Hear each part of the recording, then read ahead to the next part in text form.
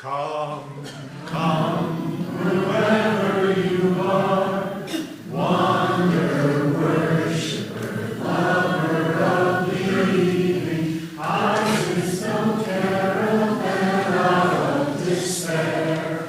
Come, yet again come. Come, come, whoever you are, wonder, worshiper, lover of believing, ours is no caravan of despair. Come, yet again come. Good morning. Good morning.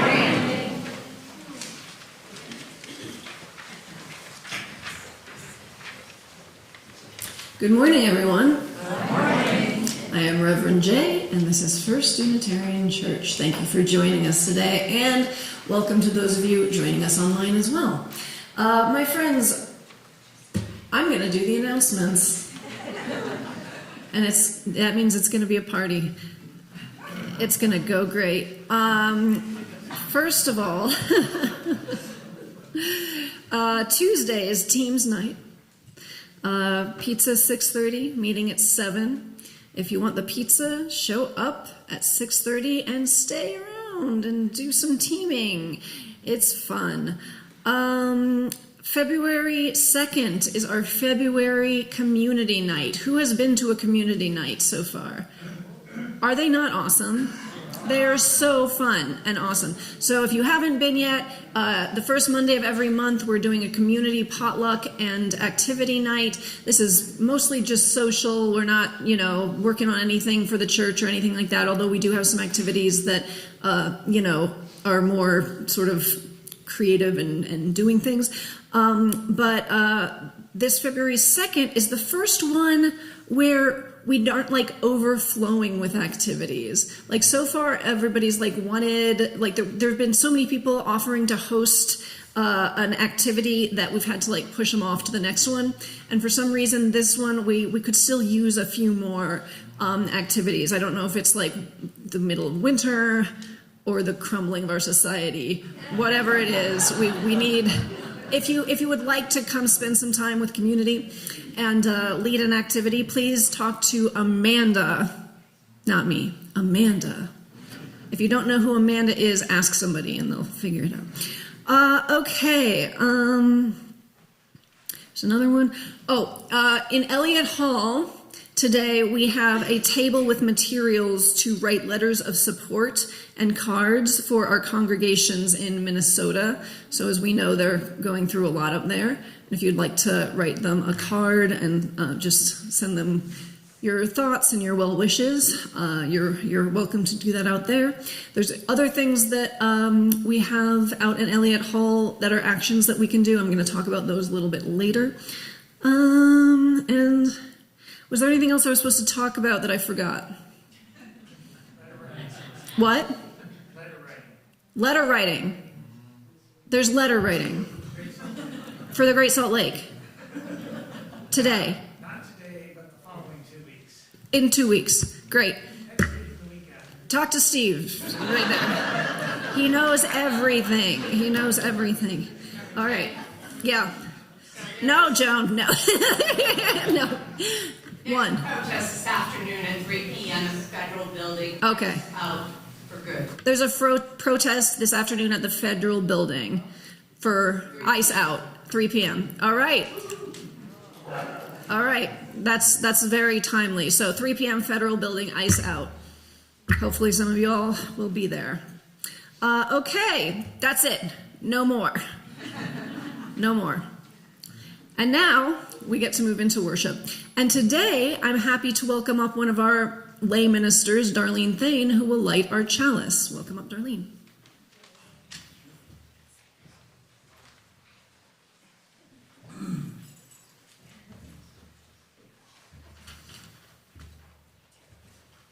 Good morning. Let me just take you back to around 300 BC for a truth that humans have entertained for almost 3,000 years, beginning with Aristotle. The energy of the mind is the essence of life.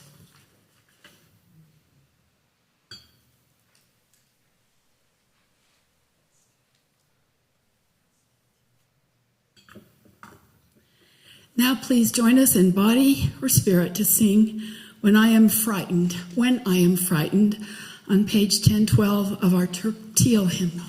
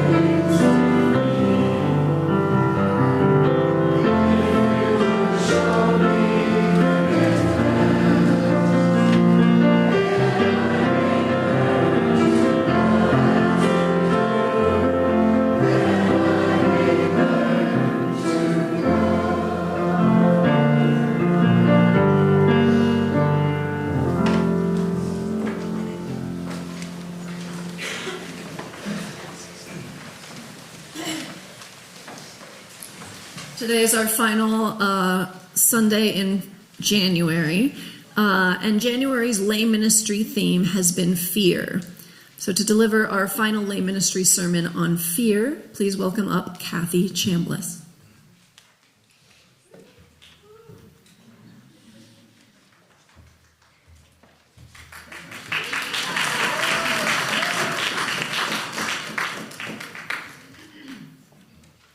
Good morning.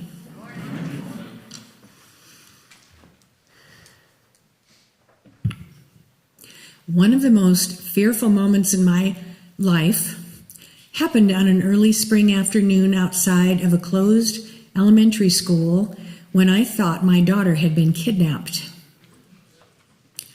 Our family was attending a baseball game at Dilworth School, a few miles from our home. Our 9-year-old son was playing on the team. Younger children who weren't interested in the game were running around playing with each other. Parents were gathered along the sidelines rooting for their team. I only knew a few of the other parents who had played on our team. I kept an eye on our daughter, who seemed to be having fun with the other younger kids, running around and playing tag. After the game ended and players came off the field, we were chatting with the coach and preparing to leave when we looked around for our daughter. There were still a few other families milling around, but I couldn't see her. The kids she was playing with were not there. Pretty soon, the field was empty except for my husband, son, and myself. My fear began to rise. Where was she? I asked our son Ross to run around the school, see if maybe she was hiding or had wandered off with some other kids. I knew she didn't have the temperament to run away. This was the most terrifying 30 minutes I can remember in my life. I felt panic. My body was shaking. I couldn't breathe. My mind raced through every possibility. I could only think that she was being harmed. When we realized that Dominique was not to be found, we decided to call the police. The school was closed, so I began to search for a payphone and eventually found one at a corner gas station about 50 yards away. I fumbled to find a quarter for the payphone and began to dial 911. Just as I was explaining to the dispatcher that our daughter was missing, I heard Tim yelling from across the street, "She's back, we found her." I started to breathe again. The fear was extremely intense, but it was momentary. One of the parents, a mom attending the game, had loaded a bunch of kids into the back of her van and drove them to her home. The mom didn't realize our daughter, a little girl she did not know, was among them. Dominique said the mom asked her, "Does your mom know you're here?" She replied, "No."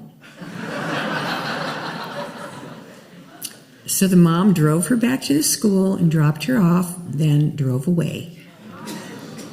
Ross and Tim, who saw this, did not get a chance to even speak with her before she drove off. I remember my reaction to the woman who took our child home. I asked what kind of mother would not know who was in her car, and what was her mental state that she did not get out of her car to talk with the worried, distraught family members waiting for their daughter.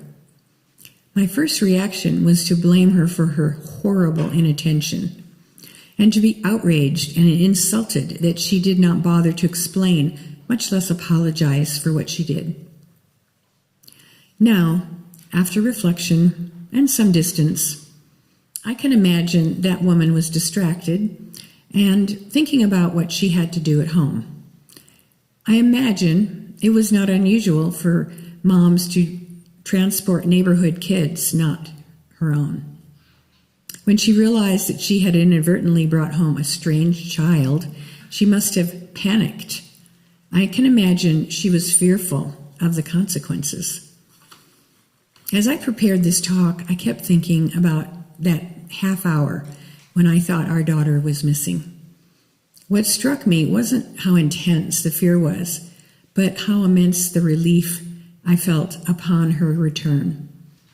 The moment I knew she was safe, fear released its grip. And I think about the other mother, who must have been embarrassed for not paying attention, fearful of our reaction, and must have felt relief to see the family waiting for her in the schoolyard. As Unitarian Universalists, how should we regard fear? Fear is not just my own. Think of those around us. How can we react with empathy and understanding? We are called to be a refuge, a safe place to help fear loosen its grip, not by denying it, but by surrounding it with presence, love, and care. Reverend Monica said in last Sunday's sermon, "The antidote to fear is love." And I say, we have plenty of love to share.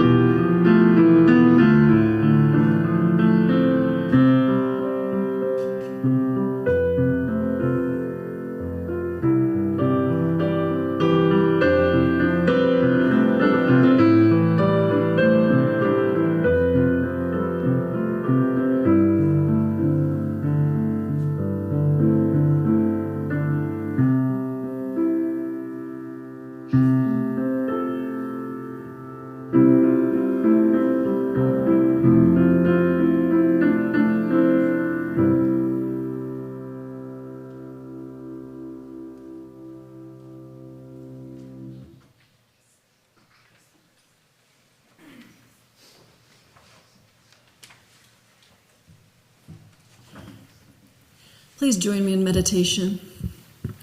Please close your eyes if it feels safe to do so.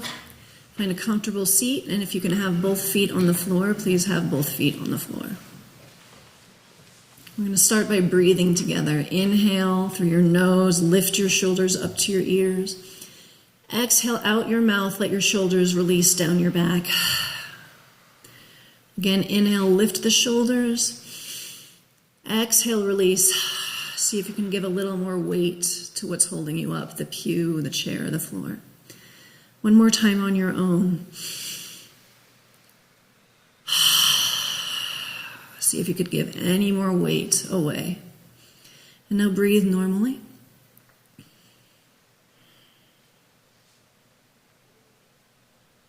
Notice how your breath moves naturally.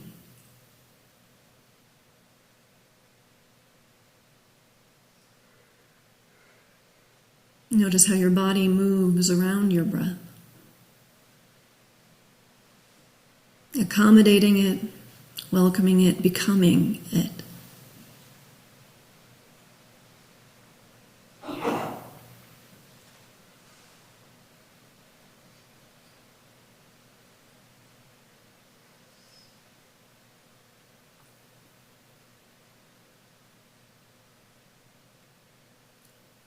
Now bring your awareness to the sounds that you can hear.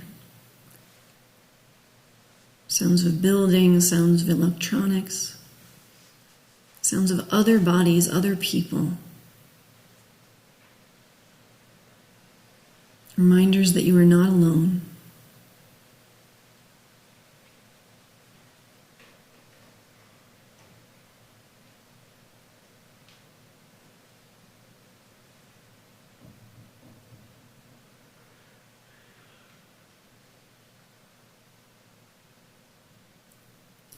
Now bring your awareness to sensations within your body. For me, the easiest way to get into this is usually thinking of my skin, feeling my skin and how it feels different where air is touching it versus where clothes are touching it.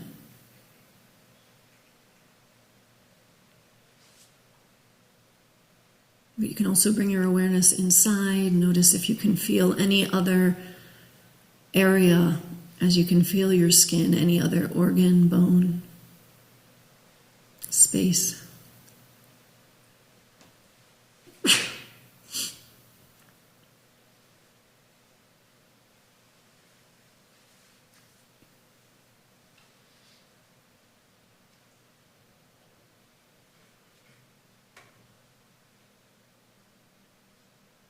And now continuing this exploration, look with your mind's eye or just feel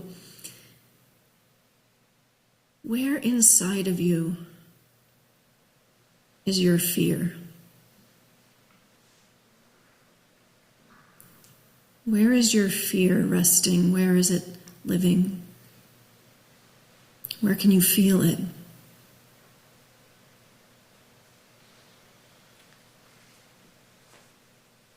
Rest your awareness with this fear in your body. Alongside it, notice that you do not need to be afraid of your fear. That it is actually here to help you,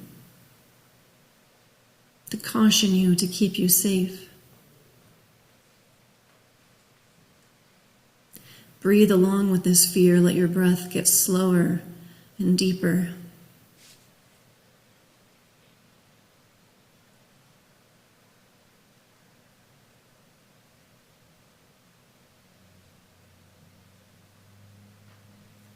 Thank your fear for being your companion, for being your helper. For fear can be a wise teacher. But it is not a good leader. Do not ask fear to be your leader.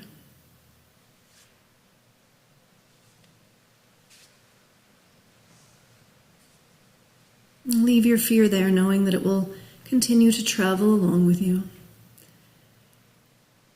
And now bring your awareness through your body again, this time looking And finding your anger. Where do you feel your anger? How does your body change around your anger to accommodate it, to become it?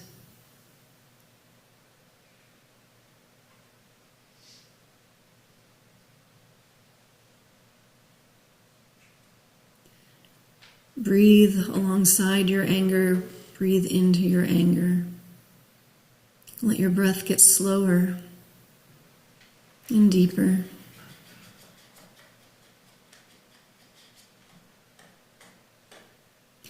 Thank your anger for being a helper, for anger can be a wake-up call. It can be an inspiration, moving us to act, lighting a fire beneath us. Thank your anger for its help.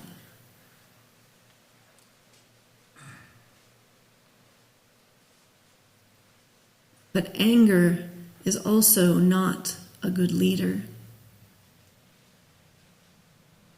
Do not ask your anger to be your leader. Thank your anger again and leave it where it is, knowing that it will accompany you wherever you go. Bring your awareness again to the whole of your body and let it find your love. Where do you feel your love?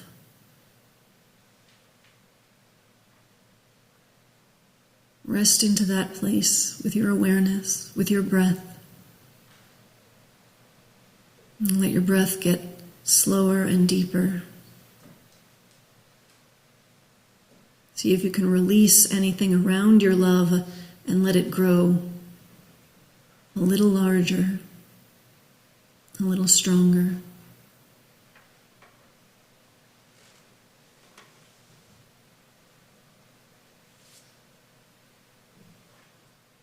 Love is a teacher and an inspiration, but love is also a great leader.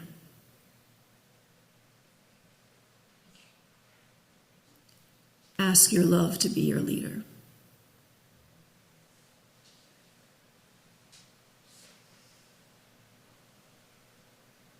And now allow your love to swell and grow outside of you and join with the love of everyone in the room. If you're at home, it's joining with our love here in this room. Feel it swirl and become a large, beautiful, glowing, pulsing ball of love. Try to feel it in the room, try to hear it. Now together we are all going to send this love to Minneapolis. 1, 2, 3. Feel it fly up through the sky, hundreds of miles away, and descend warmly, enveloping all the people in the Twin Cities.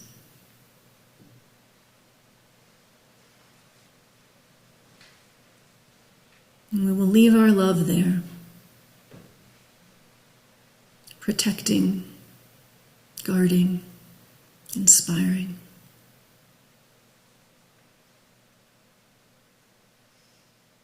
And now bring your awareness back to your body and the place where you found your love. Notice that even though you left your love hundreds of miles away, it is still there inside of you, just as strong as it was.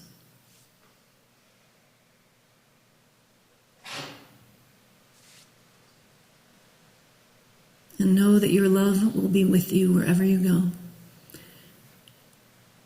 You can always ask it to be your leader, and it will.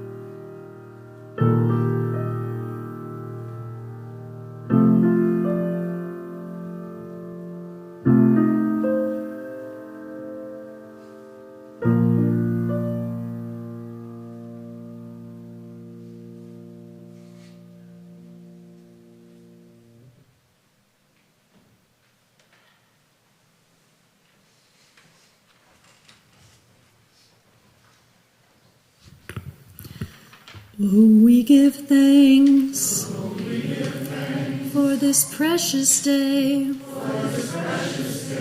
for all gathered here, and those far away, for this time we share, with love and care. Oh, we give thanks for this precious day. The offering for the work of the church will now be gratefully received, and please take this time to greet one another as well.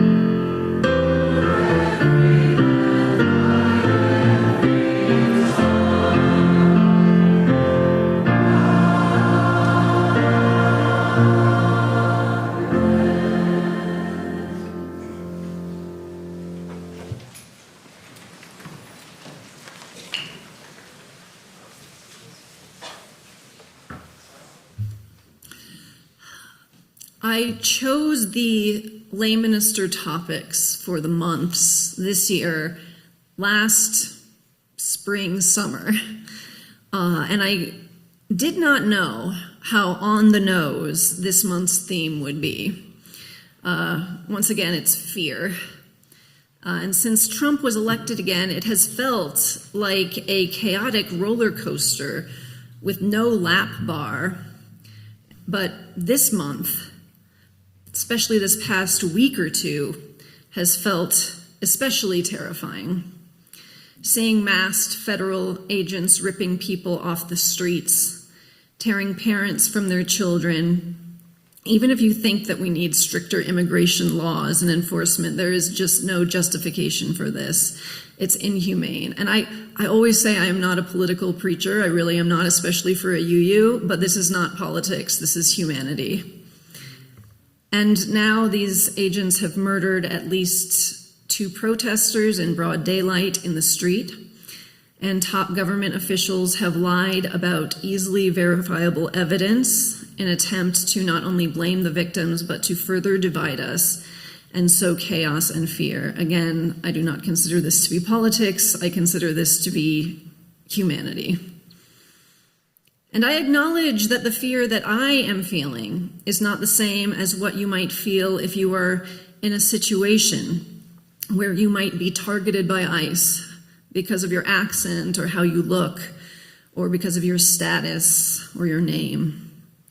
And I understand that it is the job of people like me to do what we can to protect and serve you, afraid or not.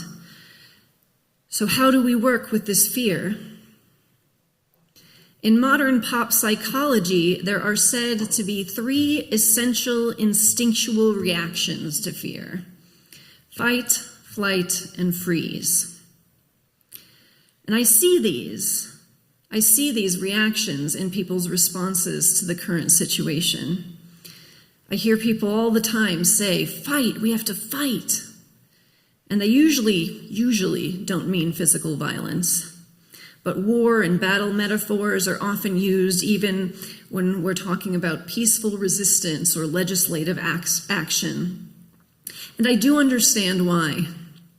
This type of language can absolutely galvanize people to act, and when people and organizations are doing real harm, it makes sense to think of oneself as being in a type of battle or war, even if all you're talking about is writing policy or accompanying someone to their hearing or holding a protest sign. But I want us to keep in mind that while the fight language is certainly useful in certain situations, I don't think it's a good place to ultimately end up. I don't think it's an end game. Do you remember when Trump survived that assassination attempt, when the bullet went right past him? Do you remember that picture of him pumping his fist in front of the American flag? Do you remember what he was yelling? You remember, anyone? Fight, fight, fight. So I think we know what his primary fear response is. And I think we know what he wants us to do, because he told us. So now there's the flight. Flight is interesting. And I hear that response too, but mostly from people with relative considerable privilege like me. How many times have you heard someone with a household income in the upper quintiles say that they're thinking of moving to Canada or Europe or New Zealand? Sorry, not trying to call anyone out. But it is so strange to hear this when those in our country who are currently most targeted are literally being ripped from the streets to be deported against their will. I honestly don't know what to make of that, but there it is. And finally, there is freeze, very popular right now, which I have felt the urge to do many times over the past year. And I think in this situation, freezing mostly looks like doom scrolling all day and night, overwhelmed by all the terror you see on your little screen, and certain that you, I, we can do nothing or very little in the tumbling down of everything we believe and love. Who's experienced that type of freeze in the past year? Just me? No? Okay. But the thing about fight, flight, and freeze is none of them are supposed to be sustainable. They are reflexes, automatic responses to get out of an acute situation. And there will be moments and even seasons when many of us will have to do many of these things, but they live in the amygdala. Big picture work, building, morals, values, all of those correlate to the latter evolved parts of the brain, if you're into that model. We can't create anything bigger than ourselves when we trap our consciousnesses in the amygdala, which is why there are no lizard cities.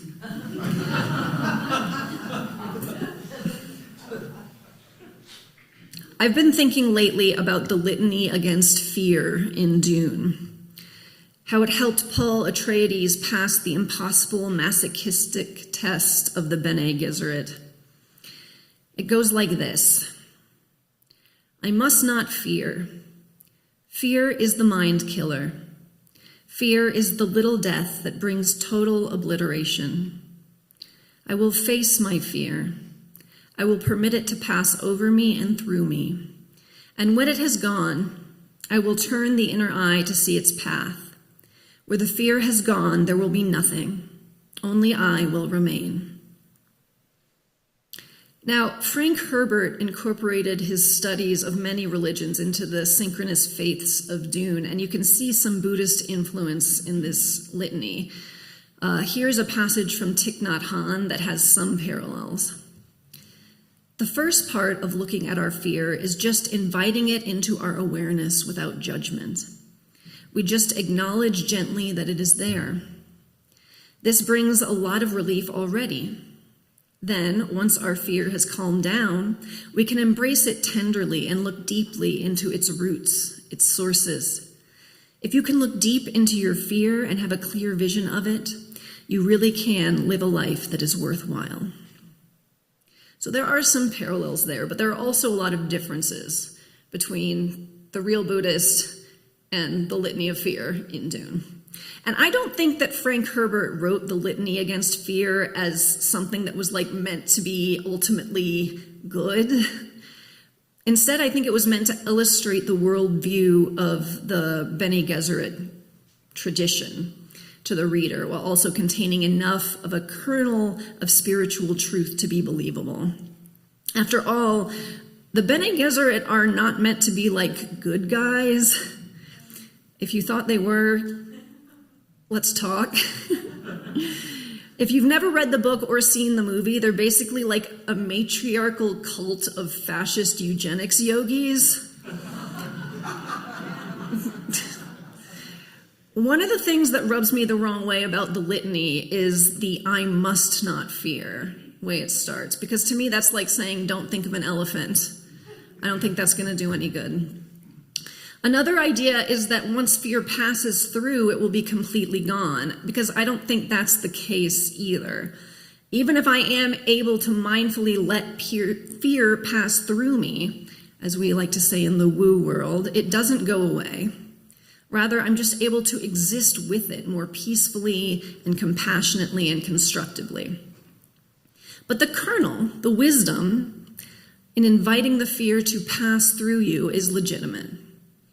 And the phrase, fear is the mind killer, is certainly striking and certainly rings true. Fear not only kills the mind, it closes the mind. And I know we do love the mind here at our Unitarian Universalist Church. I don't know if we love it quite as much as the Bene Gesserits, but I'm sure it would at least be a competitive matchup. But these days, I worry more that fear is the heart killer. We see this happening every day in the footage of ICE agents abusing and even killing human beings, and it fuels our own fear and our rage. And I think the thing that breaks my heart the most is the gleeful cruelty I see held up as an ideal these days. I find it sickening, shameful, but none of that is an excuse or a reason for us to be cruel. We must retain our humanity. And I'm not saying don't be angry, but do not be cruel. Treat your anger as you treat your fear. Invite it in, let it move through you, see what it is telling you, and how you can work with it. But do not let it be your leader. That will only fan the flames of chaos and hate that this administration feeds on. It is absolutely transparent that the scapegoating of immigrant groups is part of the authoritarian playbook to keep a loyal base afraid of the targeted groups and everyone else rightfully afraid of state violence and chaos. It divides us further so we cannot join together and reclaim power in the name of respect and dignity. And we are seeing, as authoritarian movements have done before, that those in power are using the new media deftly to heighten this fear. These cruel actions are staged for maximum virality on social media, then sent out over these platforms to fan the flames. And it is working. Fear, cruelty, and hatred are absolutely going viral.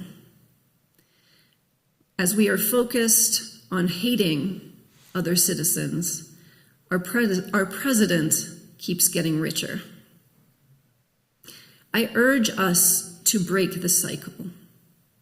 Difficult as it may be, I urge you to do what you can to help and protect those who need it, but do not waste your energy on hate. Let your anger and fear pass through you, but do not waste your energy on hate. Let love be your leader. We are not the first generation to be afraid. Why did the God of Isaiah tell his followers in a crumbling kingdom, "Fear not, for I am with you"? Why did Jesus tell the occupied people of Palestine, "Do not be afraid"?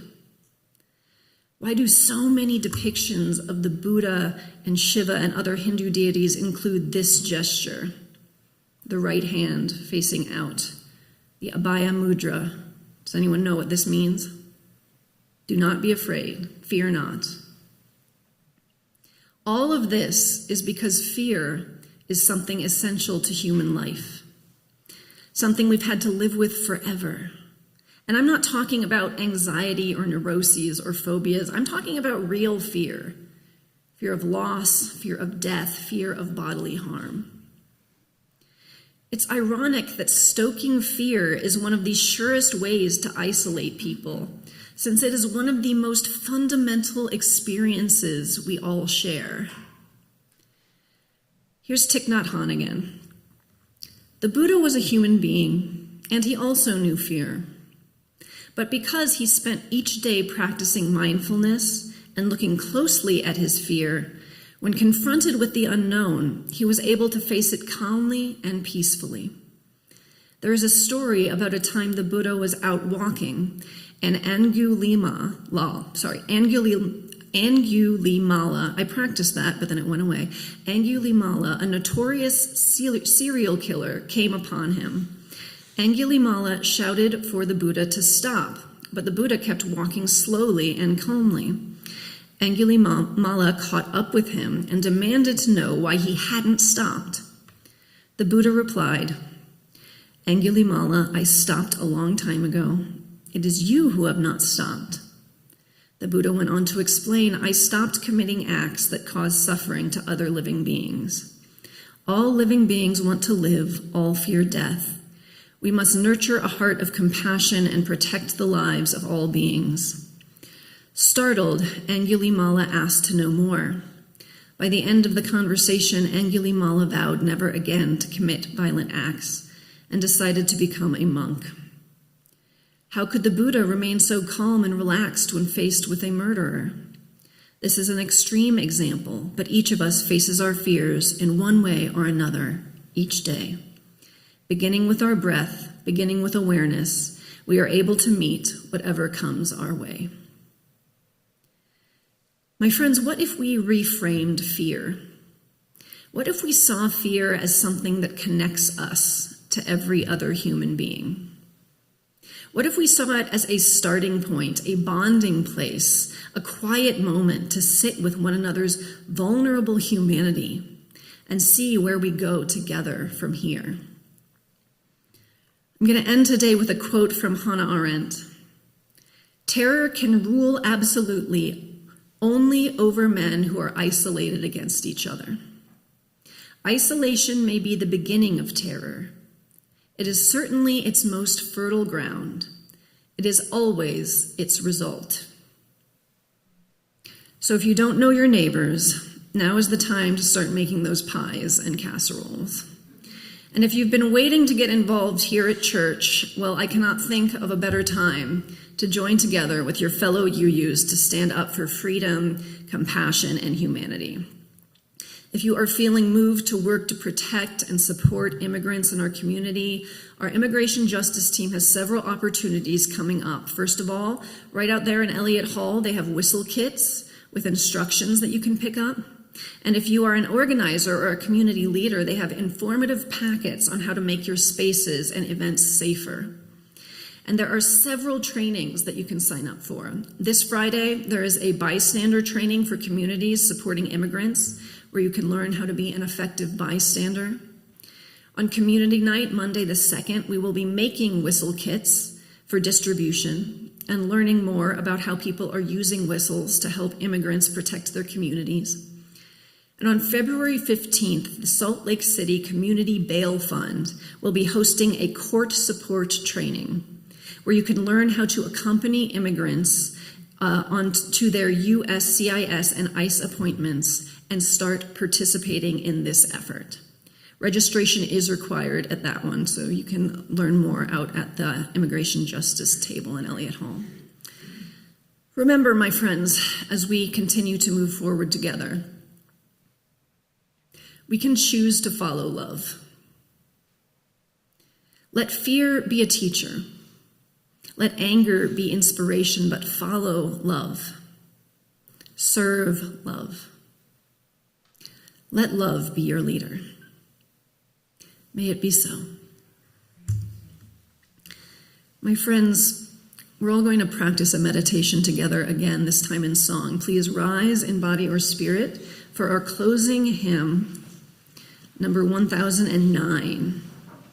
And David's going to tell us how to do it.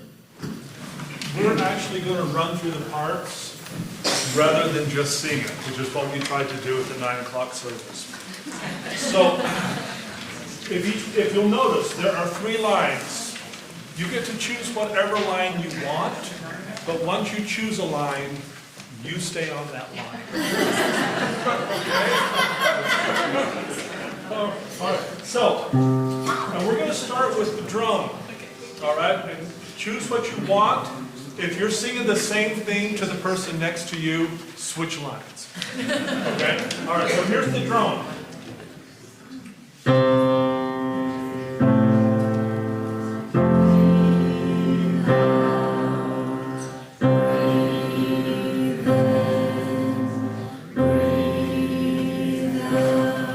Got that? Enough people are going to hold on to that one? All right. Then we're going to bring in the melody. Choose it if you want, but if you've already chosen the drum, don't sing this.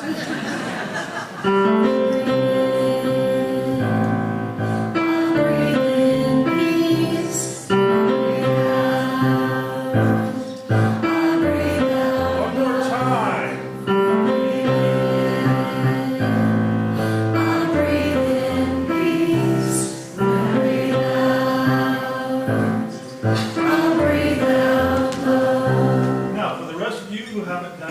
Yet.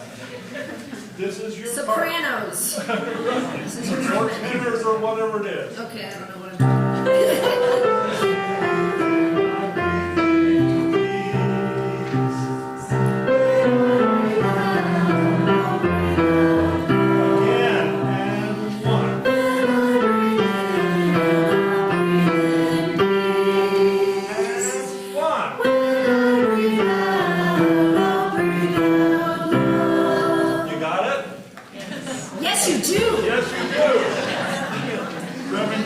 Decided that we're not the only congregation in town who can live on faith. All right, so drone, you're going to do it first. Bottom line, you're going to do it twice. And then what are you going to do? Keep doing Keep it. doing it. Keep Don't doing change. it. Right, you're going to keep doing it. But after 2 times with the drone, then the melody line comes in. When I breathe in, you're going to do it twice. All right? The hard part for the descant is you've got to count 4 times through it, right? Then you're going to join in. And then we'll But keep... David's gonna point, so you'll know. Don't worry. Right, I'll point and I will play, and then we're going to keep doing that until you get it.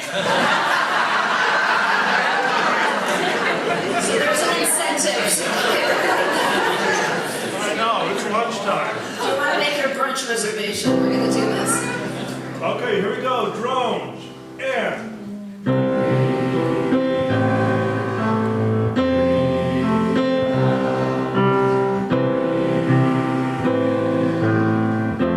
Again, drones only. And...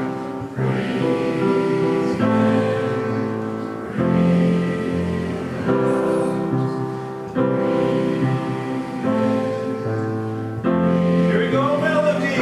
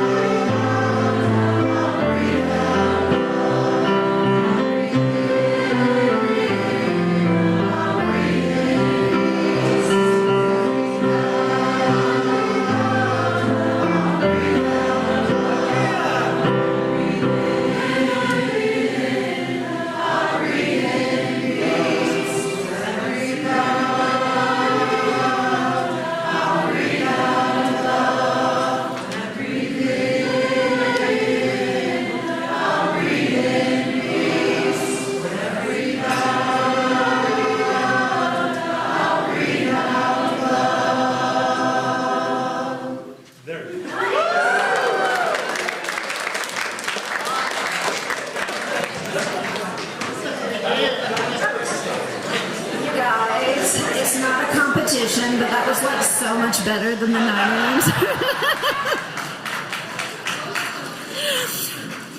And that's 100% our fault. But just know, you're bad. May all beings be well. May all beings be content. May our actions be bonded to our deepest values. May we treat others as we would be treated. May we move through each day with compassion toward ourselves, our friends, and our enemies. May each breath bring us closer to our truest selves and to those we love. Amen.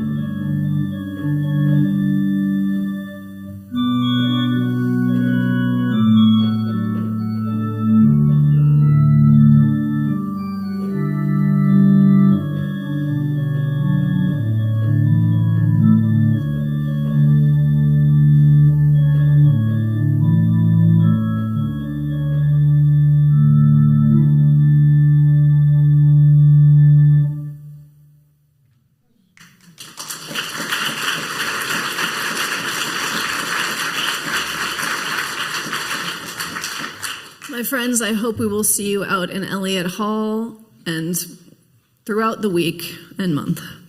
Go forth.